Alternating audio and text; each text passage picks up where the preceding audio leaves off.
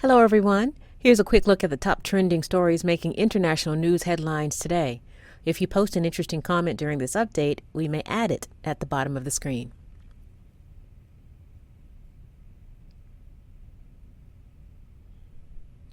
"15-year-old Olympic Russian figure skater Kamila Valieva, who tested positive for banned performance-enhancing drugs, is the target of global outrage and sadness.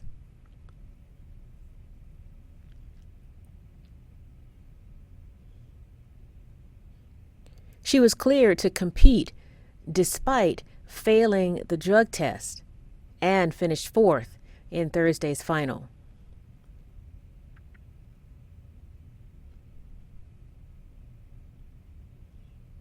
Advocacy groups say she is a victim of Russia's state-sponsored doping system.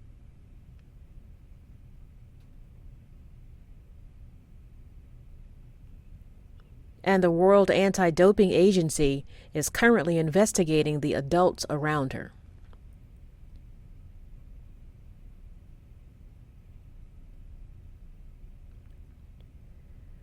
IOC's president spoke out against the Valieva's entourage, saying those responsible for her doping scandal will face very serious measures.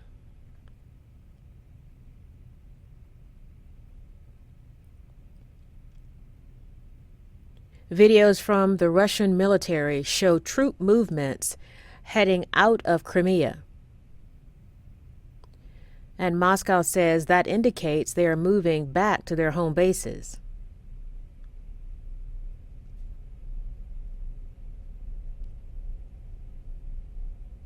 But NATO and U.S. officials say Russian troop numbers on the Ukraine border are actually on the rise, and they are moving into fighting position.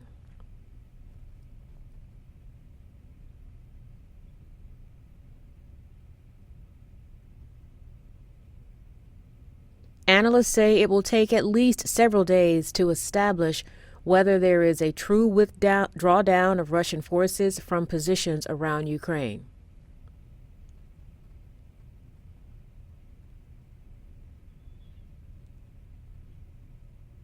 Dramatic video shows Honduran National Police arresting the country's former president outside of his own home.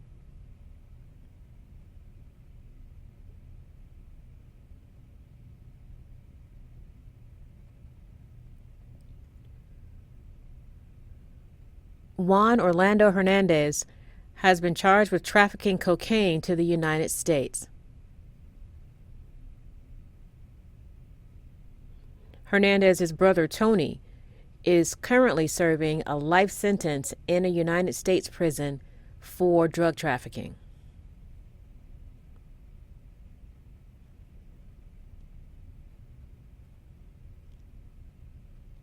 U.S. officials believe the former president was involved as well, and that the money from his presidential campaigns came from drug trafficking.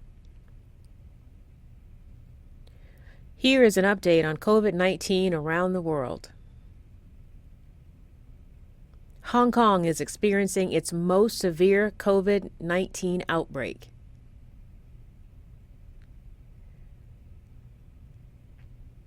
Area hospitals are being overrun by the surge of patients, forcing doctors to treat them outside the hospital.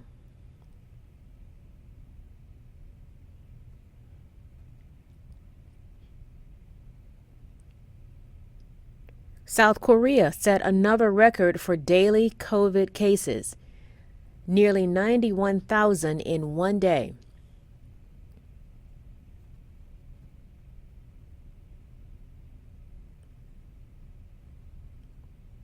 South Korea's prime minister says the government plans to decide on the new social distancing rules to help reduce damage to the economy.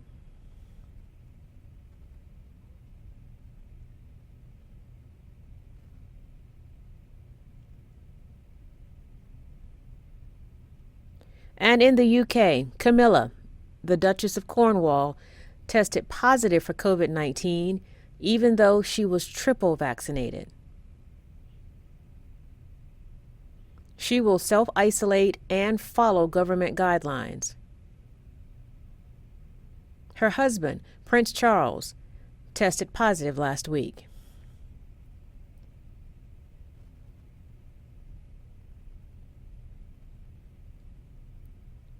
In Brazil, the death toll continues to rise after heavy rains triggered landslides.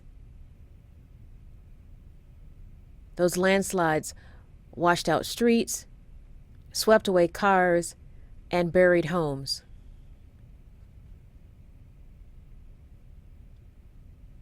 Hundreds of people have died, and the numbers keep rising.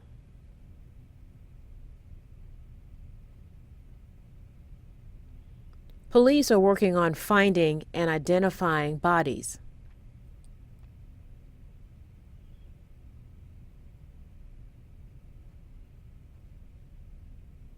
And firefighters are focusing on search and rescue of missing people.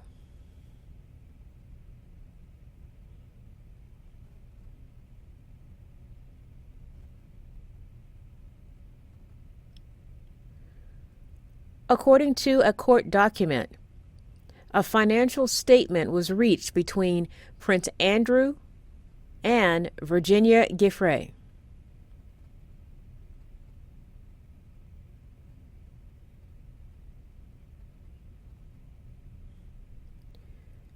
She's the woman who claimed she was trafficked by the late Jeffrey Epstein as a teenager and forced to have sex with his friends, including, allegedly, Prince Andrew.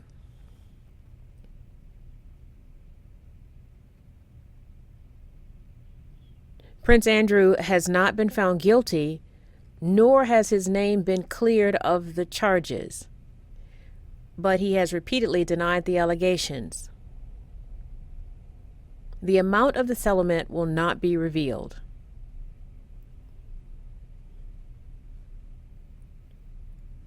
But court papers reveal Prince Andrew will make a large donation to the victims' rights charity headed by Giuffre.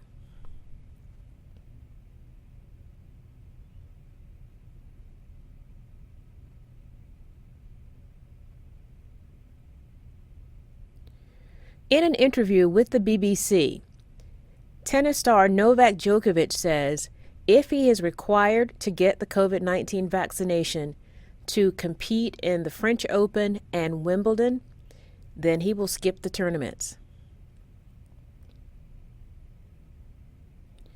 Djokovic said he is not against COVID-19 vaccination. He just wants to make up his own mind about protecting himself against the virus. And as of now, he doesn't feel the need to get the shots. In January, French officials announced Djokovic would not be granted an exemption if he's not vaccinated.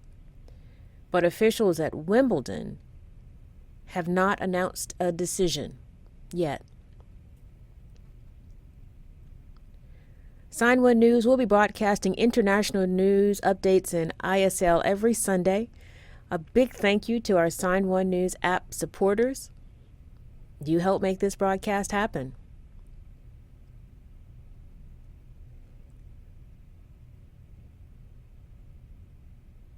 You can download the Sign1News app by heading to the App Store or Google Play Store on your smartphone.